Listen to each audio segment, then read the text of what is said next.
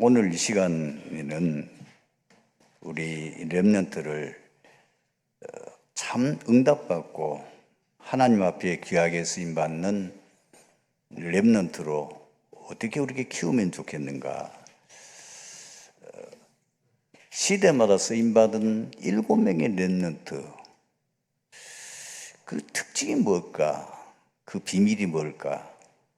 여러분들이 이제 생각을 하시면 우리 렘넌트들에게 이거를 심어야 되겠구나, 이런 것을 발견하게 될 겁니다. 그리고 계속해서 아이들에게 그것을 심고 그 속에 각인되고 그것이 이제 뿌리 내리고 체질되도록 이렇게 하는 것이 중요합니다.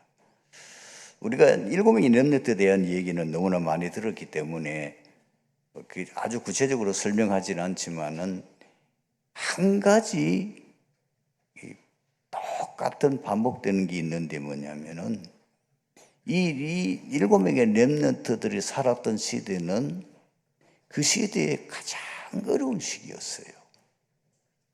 그리고 개인적으로도 굉장히 어려움을 많이 당했어요. 요셉, 놀랍게도 그 가정에는 엄마가 4명이에요. 계모가 3사람이에요. 그런데다가 자기 친엄마는 동생 베냐민을 낳다가 죽었어요. 위로 배달은 형님이 10명이나 있어요. 그러니 보통 문제가 아니죠. 결국은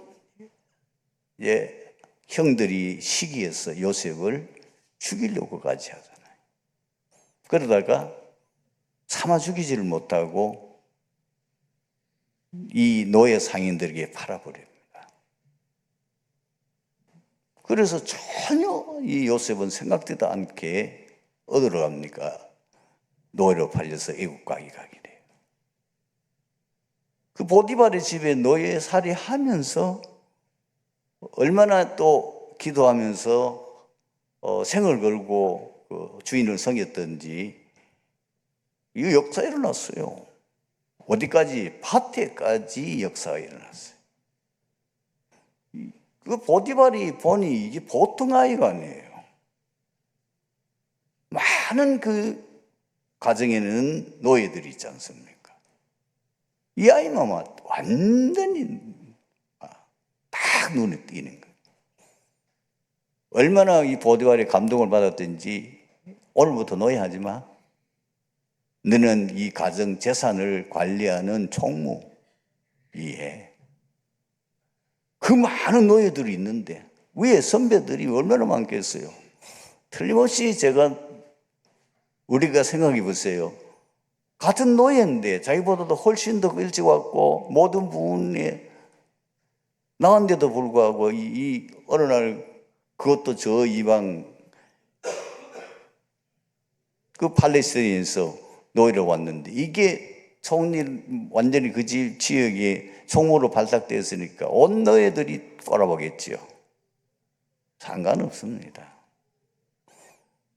더 역사 일어나요. 근데 문제는 뭐냐면은 그거로 거기서 편안하게 좀 남은 여생을 보내면 얼마나 좋겠습니까마는 전혀 예상치도 않게 뭡니까? 모함을 쓰게 돼요. 이거는 자기의 생각과 자기의 의지와는 전혀 상관없는 일이 딱 요셉에게 벌어지는 거예요. 피할 수가 없는 거예요. 그래가지고 꼼짝없이 누명을 쓰고 감옥에 들어갑니다. 참 기가 막힌 일이죠. 우리가 이 정도 어려움 당한다면은 다 시험 들어가지고 다 교회 그만둘 겁니다. 하나님 살아계시는 건 맞아? 저는 여러분이나 100% 교회 그만둘 겁니다. 전혀 요셉은 흔들리지 않아요. 거기에서도 자전히 자기 맡은 일. 감옥이 마침 이 보디발의 집에 있어요. 12대. 그러니 알잖아요, 소장이. 요셉이 어떤 인물인지 금방 요셉을 거기에 그 감옥에 있는 모든 재반 사무를 요셉에게 맡기는 거예요. 또 요셉이 아마 형제에는 탁월한 그 천재적인 재능을 가지고 있었던 것 같아요. 얼마 안 돼가지고 생각지 않은 일이 일어나잖아요. 술 맡은 간원장하고 떡 맡은 간원장이 지위는 별로 아니지만은 왕의 절대 신임을 받는 위치입니다. 어느 장관보다도 더 신임, 왜냐하면 임금님의 생명을 담당하는 사람이기 때문에 아무나 안 세워요. 절대 믿는 사람이 아니면은 그 자리에 못 올라가요. 우리 역사 알잖아요. 얼마나 과거에 그 권력 때문에 아들이 아버지를 독살시키고 그 자리에 앉거나 아버지가 아들을 죽이거나 자기 부인을 죽이거나 이런 역사적인 사건들이 얼마나 많이 일어났습니까? 그러니까 그 음식을 담당하고 있는 이거는요, 요리사는 보통 왕이 신임한 사람이 아니면 안 세우는 거예요. 그 왕이 뭐 절대 믿고 의리하는데 어쩌다가 문제가 생겨가지고 둘이 감옥에 들어갔는데 하필이면 한 날 똑같이 꿈을 꿨는데 이 꿈을 딱 요셉 해몽이 그대로 되는 거예요. 많은 내용들, 모세, 그리고 사무엘, 다윗 쭉 포로 시대 때 있는 다니엘, 초대교회 바울까지 너무 어려운 시대였어요. 그렇게 어렵고 지금 우리는 이게 어려운 거 아무것도 아니에요. 어렵지는 거 뭐 어렵습니까? 너무너무 잘 먹고 잘 살고 너무너무 풍족한데 그렇게 어려운 시대에 이 일곱의 렘넌트들이 그걸 다 넘어서고 그 시대의 재앙을 맞고 시대 살리는 증인이란 말이에요. 하나님 앞에 완전히 쓰임받는 인물이 된 비밀이 뭘까 하는 거죠. 그 첫 번째가 자기 일어나는 것 그리고 세상에 일어나는 모든 것을 보고 당연하다. 여러분이 이제부터 부모님들도 그렇게 하셔야 되고 우리 렘넌트들에게 가르쳐야 됩니다. 뭐 세상에 이런저런 요즘 뉴스 들어보면은 뭐 이런저런 말도 안 되는 얘기, 세상에 어떻게 그런 일이 있을 수 있냐? 당연해요. 사단이 세상 임금이에요. 사단이 세상 신이에요. 사단이 하는 짓이 뭐죠? 도둑질하고 죽이고 멸망시키려는 거예요. 이 세상은 100% 사단이 인간을 멸망시키기 위한 12가지 그 전략, 그 문제 속에 다 사람들이 잡혀 있는 거예요. 몰라요. 우리는 알지. 우리는 이 메시지를 수없이 듣고 우리는 거기 눈이 열리니까 그렇구나 아니까. 그 당연한 거 아니에요. 모든 사람들이 나 중심으로, 모든 사람이 육신 중심으로, 육신이 유익하고 세상은 의식주밖에 모르잖아요. 그런데 세상 사람들은 오직 출세 성공이잖아요. 또 그런 중심을 사는데 남 속이고 사기치는 거 당연하지. 그런데다가 그 마음대로 자기 힘으로 안 되니까 이제 뭔가 신의 힘을 빌려 귀신의 힘을 빌리는 거죠. 그래서 뭐죠? 무속, 점술, 우상숭배. 지금 여러분 잘 알 겁니다. 우리 한국을 대표하는 재벌들 가운데에 아예 자기 사업이 잘 되도록 위해서 기도해달라고 그리고 그렇게 빌어달라고 절간을 세워놓은 사람도 있고 전속 무속인을 데리고 다니기도 해요. 그 사람 말을 듣고 사업을 하거나 안 하거나 유명한 정치인들이 선거철만 되면 어디로 찾아갑니까? 무속인 집에 원전성시를 이룹니다. 이게 세상이에요. 우리는 그러면 그 무속인이나 점술 그리고 우상숭배는 그게 귀신의 역사 아니에요. 그 귀신이 뭐예요? 사단의 졸개잖아요. 그게 우선 도와주는 것 같지만은 결국은 인간을 멸망시키는 것이 사단이 하는 일이잖아요. 도와줍니다. 우선 재벌도 만들어주고요, 대통령도 만들어주고요, 그리고 굉장한 어떤 유명한 인사도 만들어주고 사단이 도와줘서, 어떤 사람에게는 그 네피림, 굉장한 그 사단의 능력 가지고 큰 제국을 건설하기도 하고, 그게 뭐죠? 징기스칸, 그게 뭐요? 나폴레옹, 그게 과거에 누굽니까? 알렉산더.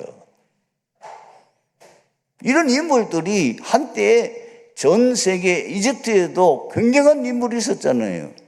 바빌론도 있었죠. 느부갓네살, 성경에 나오는 인물들 싹 다 망했어요. 싹 마지막에 비참하게 죽었어요. 그게 사단이 하는 짓이에요. 여러분, 세상에 일어나는 거 당연해요.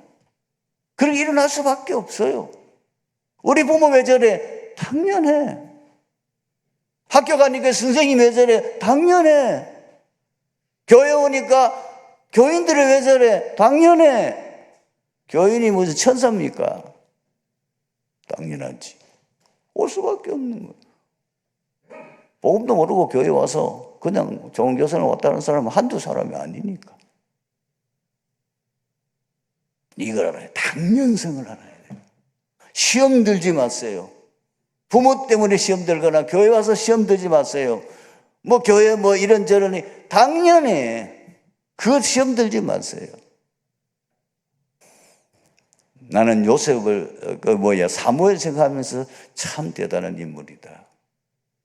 그 사무엘이 엘리 제사장 밑에서 어릴 때부터 거기에 어머니가 젖대고 난 뒤에 거기에 맡기잖아요. 엘리 제사장은 나이가 많아 이미 지도자로서의 능력을 거의 발휘하지 못하는데, 그 두 아들이 결국은 이스라엘을 다스리는데 이게 깡패고, 이게 완전히 이게 제사장인데 이건 사람도 아니에요. 얼마나 이상한 짓을 하고 얼마나 악한 짓을 많이 하는지 그걸 사무엘이 어릴 때 보고 자랐으니 얼마나 여러분 그 제사장들이 이 사무엘을 갈구었겠어요. 전혀 영향받잖아요. 이야, 참 하나님이 특별한 은혜를 주셨구나. 오히려 그걸 보고 교훈 삼았어요. 언젠간 나도 이제 하나님이 나를 이 나라에 영적 지도자로 세운다면 나는 저렇게 해서는 안 돼. 나는 저렇게 안 할 거야. 나는 하나님 뜻대로 살 거야. 나는 하나님 위해서 제대로 할 거야. 전부 다 교훈 삼아야 돼요. 여러분들이 잘 기억하셔야 돼요. 뭐 다락방 전도운동 한다고 별 거 있냐? 별 거 없어요. 비슷해요. 그걸 교훈 삼아야 돼요. 여러분들이 만약 그러면 세상에 어떤 교회 가보세요. 그 교회 또 문제 없습니까? 끝없이 방황해야 돼요. 세상은 전투하는 교회예요. 세상은 부조리가 넘치는 교회예요. 세상은 그래요. 교회도 마찬가지. 그걸 보고 교훈 삼아야 돼요. 당연하다. 왜 두 번째는 뭐냐? 왜 이런 일이 일어나느냐? 왜 세상이 이럴 수밖에 없느냐? 그것이 인간의 근본 문제 세 가지 때문 아니냐? 창세기 3장 근본 문제, 인간이 사단에 속아서 하나님 앞에 범죄하고 떠나는 범죄함으로 결국은 뭐지요? 지옥 가게 돼요. 세 가지. 사탄, 죄로 인한 저주장, 지옥. 이 문제는 어떤 것으로 해결할 수 없어요. 뭐로 해결할 수 있습니까? 오직 그리스도로. 그래서 창세기 3장 15절 인간이 범죄하자 말자 이 문제 해답을 오직 그리스도로만 해결할 수 있음을 우리에게 주시는데, 그걸 가지고 원시복음이라고 그러잖아요. 그게 그리스도예요. 그러면 그 그리스도가 누구냐? 예수. 그래서 우리가 예수입니다. 예수 그리스도 아니면 이 땅의 문제 이 재앙 해결할 수 없어요. 세 번째, 그래서 하나님이 나를 이 재앙 막으라고, 이 세상 살리려고 나를 부르셨구나. 요셉이 알았어요. 이제는 어떤 일이라도 괜찮아. 하나님의 확실한 미션을 발견했으니까. 형들이 뭐 짜고 저짜고 누가 어떻게 이제는 상관없어. 당연하고 이제는 이유도 알았고 답도 알았고 하나님 에게 뭘 주었는데 내 해야 될 사명도 뭔지 알았어. 요셉이 깨달았어요. 그때부터는 완전히 인생. 물론 17살에 꿈을 꿨습니다만은 보통 인물이 아니죠. 모세는 조금 늦게 80세 때 깨달았어. 사무엘은 아예 어릴 때부터 언약궤 곁에 거기에서 살면서 거기서 하나님 음성을 듣고 벌써 어릴 때 이 사무엘은 말했다면 그대로 성취되는 거예요. 하나님 벌써 어릴 때 그저 사무엘과 함께 하셨다니까요. 이 내용이에요. 그래서 다니엘과 세 친구는 뜻을 정한 거예요. 포로로 잡혀온 이유 알았으니까. 왜 하나님 여기 보낸지 이유 알았으니까 뜻을 정했다고 말이에요. 이 세 가지를 우리 렘넌트들에게, 우리 자녀들에게 심어야 돼요. 세상 나가도 시험 듣지 마. 당연한 거야. 그걸 여러 가지 방법으로 신문을 가지고도 설명할 수 있고요. 책 가지고 설명할 수, 많은 것 가지고 설명을 하고 이해시키고 이렇잖냐. 이게 왜 그러냐, 이 사람이. 이렇게 성공한 사람은 왜 저렇게 비참하게 살았냐. 소돔의 12가지 그 전략에 철려 있어. 왜 그렇게 되느냐? 그게 창세기 3장 근본문에서 오게 된 거야. 그거는 돈 가지고도 해결 안 돼. 종교 가지고 해결 안 돼. 어떤 것으로 해결 안 돼. 오직 그리스도라면 해결돼. 그래서 너를 부른 거야. 이 시대에 일어난 이 재앙, 앞으로 어떤 시대가 올 줄 몰라. 너희 시대는 우리의 시대보다 훨씬 더 엄청난 재앙이 임할 거야. 정신병 시대가 올 거야. 중독 시대가 올 거야. 완전히 AI 시대가 오게 되면은 교회의 문을 다 닫고 완전히 흑암이 세상을 뒤덮는 시대, 모든 사람들이 무너지는 시대가 올 거야. 너는 그걸 살릴 준비해야 돼. 이걸 렘넌트 그 속에 미션을 이 미션을 들어가 버리면은 정말 그 속에 미션이 딱 각인되면은 그 인생이 바뀌어. 공부하지 말라고 해. 뭐 하지 말라고 해. 이제 인생의 답을 얻고 또 하나님 그때부터 성령으로 역사하시니까 이제는 아무도 따라갈 수 없는 역사가 일어날 수밖에 없죠. 요한복음 4장 1절에서 40절까지 내용은 예수님께서 유대에서 사마리아를 통과하시는 여정에 대한 기록입니다. 구체적인 내용을 보면 사마리아 수가 동네 우물가에서 한 사마리아 여인과의 만남을 통하여 전도가 시작되었고 마침내 사마리아 수가 동네의 모든 사람들이 다 복음을 듣게 되었고 그 동네 대부분의 사람들이 예수가 그리스도이심을 믿게 되었고 구원받는 전도의 큰 역사가 일어났습니다. 오늘 우리는 이 본문 속에서 온 인류를 구원하시기 위하여 하나님께서 행하시는 인간 구원의 비밀을 발견할 수 있습니다. 그 첫 번째는 하나님의 사랑과 은혜입니다. 하나님이 인간을 구원하기 위해서 얼마나 큰 은혜와 그리고 큰 사랑을 우리에게 주셨는지. 하나님의 사랑은 인간이 할 수 없는 아가페 사랑이에요. 하나님의 사랑은 아무 조건이 없어요. 분명히 로마서 5장 8절에 사도 바울이 이렇게 기록하고 있잖아요. 우리가 죄언되었을 때에 그리스도께서 우리를 위하여 죽으심으로 하나님이 우리에게 대한 자기의 사랑을 확정하셨느니라. 우리가 아직 죄인되었습니다. 하나님의 사랑은 전적인 사랑이요 희생과 헌신입니다. 하나님이 인간을 구원하기 위해서 하나님이 사람의 몸을 입고 이 땅에 오셔서 인간이 되었잖아요. 하나님이 세상을 이처럼 사랑하사 독생자를 주셨으니 이는 저를 믿는 자 멸망치 않고 영생을 얻게 하려 하심이라. 예수님이 직접 말씀하셨어요. 마가복음 10장 45절에 인자가 온 것은 섬김을 받으려 함이 아니라 도리어 섬기려 하고 자기 목숨을 많은 사람의 대속물로 주려 함이니라. 요한일서 4장 9절 10절 특히 10절을 보면 이렇게 기록되어 있죠.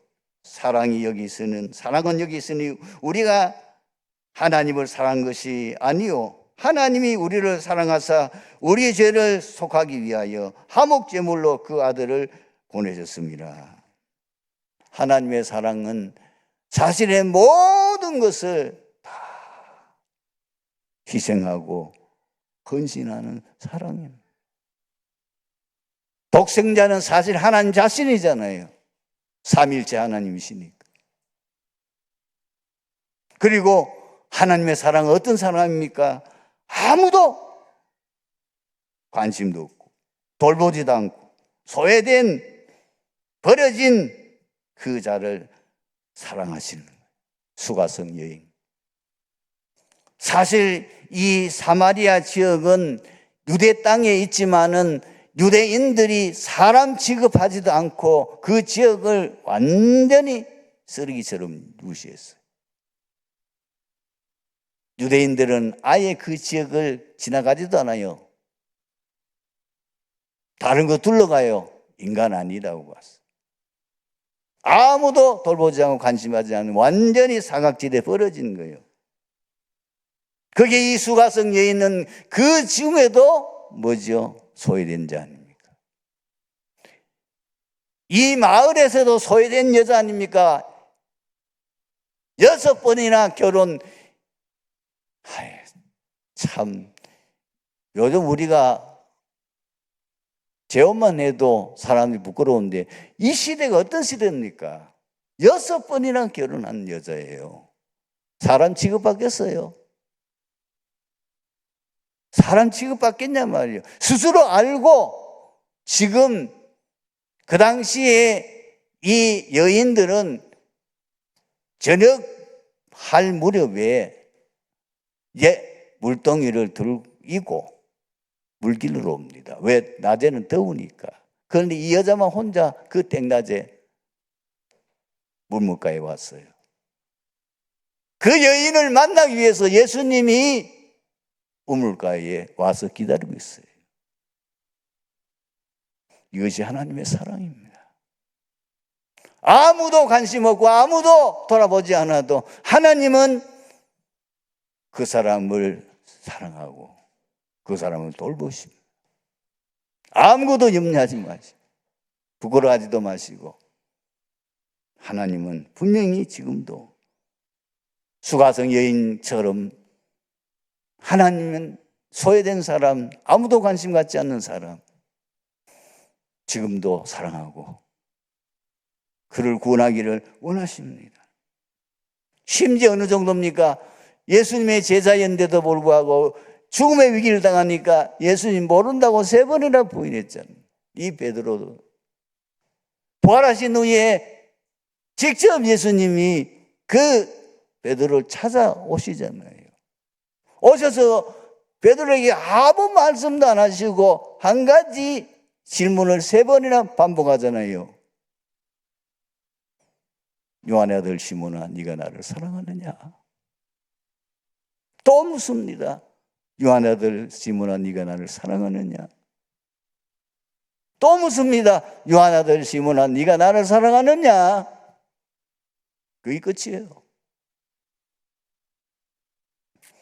예수 믿는 사람들을 비판하는 일에 제일 앞장섰던 이 사도 사울. 하나님은 부활하신 후에 그 다메섹 도상까지 직접 나타나셔서 그 사울을 완전히 꺾고 그를 최고의 전도자로 세우셨습니다. 참 놀라운 은혜죠. 참 하나님께서 얼마나 놀라운 은혜를 베풀어 주셨습니까?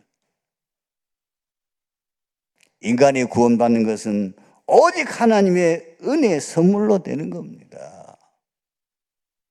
분명히 에베소서 2장 8절 9절에 이렇게 말씀하고 있잖아요. 너희는 그 은혜에 의하여 믿음으로 말미암아 구원을 받았으니 이것이 너희에게서 난 것이 아니요 하나님의 선물이라. 행위에서 난 것이 아니니 누구든지 자랑하지 못하게 하려 함이라. 더 놀라운 건요, 에베소 1장 3절에서 7절까지 다 읽어볼 필요가 있어요. 이미 하나님 우리를 창세 전에 택하셨대요. 이 세상 만들기 전에 벌써 하나님께서 구원의 모든 완벽한 계획을 세우는데 그 계획 속에 내가 벌써 들으셨다는 거예요. 하나님의 놀라운 은혜. 두 번째, 진정으로 갈급한 사람을 찾아오셔서 구원하십니다. 이게 요한복음 4장 14절에서 18절을 보면은 이 수화성 여인은 인간 행복에 대해서 아주 갈급한 여인이요. 이 여인은 어떻게 생각했냐? 좋은 사람 만나면, 좋은 신랑 만나면 자기 인생의 이 행복, 이 갈급함을 해결할 줄로 생각했어. 첫 번째 사람 만났는데 실망이라 또 결혼했어요. 세 번째, 이 사람은 네 번째, 다섯 번째, 여섯 번째까지 결혼해봐도 만족이 없어요. 갈급함을 채울 수가 없어요. 왜 그렇습니까? 이 여인이 모르는 게 있는 거죠. 인간은 영적 존재이므로 절대 세상 것으로 갈급함을 채울 수가 없어요. 그래서 예수님이 뭐라고 그랬어요? 수고하고 무거운 짐진 자들아 다 내게로 오라. 내가 너희를 쉬게 하리라. 하나님은 지금도 갈급한 자를 찾고 계세요. 여러분 현장에서 복음 전하는 거 너무 쉬워요. 그죠? 갈급한 자 찾으면 돼요. 하나님이 갈급하게 만들어놨어. 배부른 사람은 안 돼. 여러분들이 현장 가보면은 복음 전하면 틱틱거리고 복음 전하면 땅뚱한 사례가 아니에요. 아직까지. 갈급한 사람은 너무 갈급하기 때문에 그 말씀을 듣게 돼 있어요. 그 말씀을 받아들이게 돼 있어요. 그 갈급한 자이기 때문에 하나님이 나를 보내신 거예요. 세 번째로 하나님은 어떤 사람을 구원하시는 걸 기뻐하느냐? 오직 그리스도를 대망하는 사람을 찾아오셔서 구원하시는 거예요. 이 여인이 예수님과 대화 속에 어떤 대화가 나왔습니까? 이 여인이 지금 뭐를 간절히 갈망하고 있는지를 보여주잖아요. 여자가 이르되 메시아 곧 그리스도라고 하는 이가 오시는 줄을 내가 아노니 그가 오시면 모든 것을 우리에게 알려주시리이다. 예수님께서 바로 전곡을 찔렀어요. 이르시되 내가 말하는 내가 그니라. 하나님께서는 오직 성경을 통해서 뭘 주었습니까? 그리스도를 통하여 인생의 모든 문제 해결할 수 있는 언약을 주신 겁니다. 성경은 이 얘기가 핵심이에요. 다른 거는 다 그거 뭐죠? 보조라. 성경을 잘 보셔야 돼요. 성경은 뭘 말하는 하느냐? 인생 모든 문제 유일한 해답 그리스도. 그 얘기예요. 방주 안에 들어가야 살아. 그리스도 안에 들어와야 살아. 그 얘기잖아요.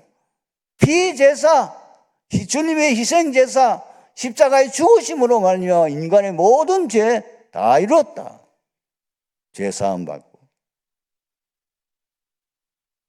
그 예수 그리스도가 바로 우리와 함께 하신다. 이마누엘. 그래서 이사야서 7장 14절. 그분이 바로 오셨어요. 그지? 예수. 그걸 정확하게 고백한 사람이 누굽니까? 베드로잖아요. 주는 그리스도시요 살아계신 하나님의 아들이십니다. 그런데 놀랍게도 사람 취급도 못 받고 완전히 소외되어지고 완전히 버림받은 같은 이 사마리아인들이 그 그리스도를 대망하고 있었다는 사실. 왜 그렇습니까? 오늘 본문 보세요. 29절, 30절. 이 여인이 가서 그 사마리아 동네에 들어가서, 수가성 동네에 들어가서 그 동네 사람이 지금 잠자고 있거든요. 낮잠 자는데 거기 가서 집집마다 가서 두드리면서 뭐라고 얘기합니까? 내가 행한 모든 일을 내게 말하는 사람을 와서 보라. 이는 그리스도가 아니냐 하니까 막 뻘떡 일어난 거예요. 그리스도? 이 말 들으니까 막 이 자던 사람들이 막 그리스도라는 말에 막 충격으로 다 일어났어. 어떻게 됩니까? 그 동네 사람들이 다 예수께로 왔다. 참 놀라운 일. 사마리아 사람들은 구약 성경 중에 모세 오경만 하나님의 말씀으로 믿고 그들이 늘 기다리고 있는 게 뭐냐면 성경 구절이 있어요. 그 성경 구절이 신명기 18장 15절입니다.